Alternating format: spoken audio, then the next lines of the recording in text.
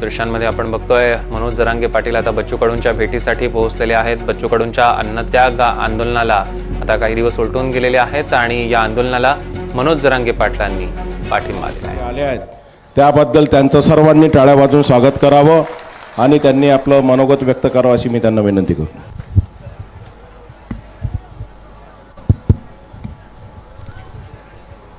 सगळ्यांना जय शिवराय। आज आपले शेतकऱ्यांचे नेते आपल्या गोरगरिबांसाठी अनेक वर्षापासून भाऊ मोठ्या ताकदीनं हिमतीनं सगळा संघर्ष करत आहेत। प्रथम मी भाऊ खरोखरच विनंती करून सांगतो, तब्येतीची काळजी घ्या।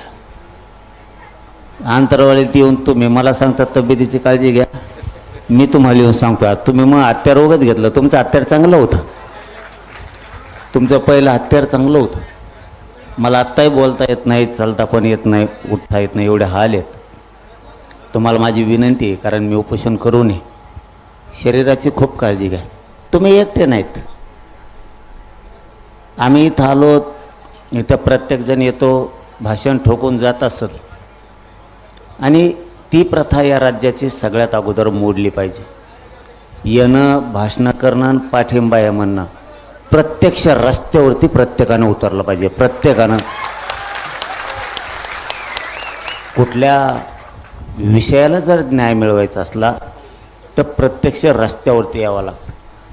नुसतं इथं येणं, काळजी घ्या म्हणणं, आम्ही सोबत हे म्हणणं, याने न्याय मिळत नाही। आज जर आपले बच्चू भाऊ आपल्यासाठी जर जीव द्यायला तयार असतील तर समाजानं, सगळ्या शेतकरी बांधवांना ताकदीनं रस्त्यावरती आलं पाहिजे। ताकदीनं ते पण सगळं जिकडं तिकडं जाम करून टाकलं पाहिजे। आणि भाऊ तुमची मागणी मान्य नाही केली ना, बघा आम्ही तरी काय करतो, आम्ही सोबत आहेत तुमच्या, यांना सळग पळच करतो आम्ही। आणि तेवढी शक्ती आहे आमच्यात, तेवढी शक्ती आमच्यात आहे। देवेंद्र फडणवीस साहेबांनी लक्षात ठेवावं।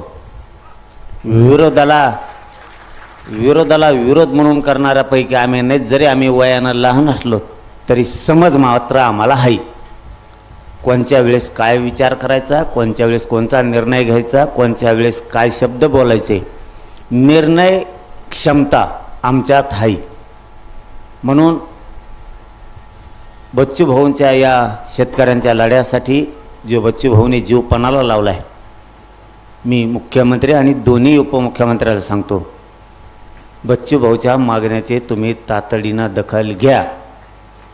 ते फोनाफोनी ते बंद करा, फोन करणं, कुठं याला पाठवणं त्याला पाठवणं।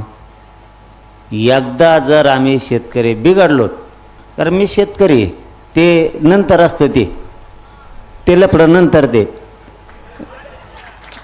ते नंतर बघायचं, ते ओबीसी मराठा ते घरी गेल्यावर।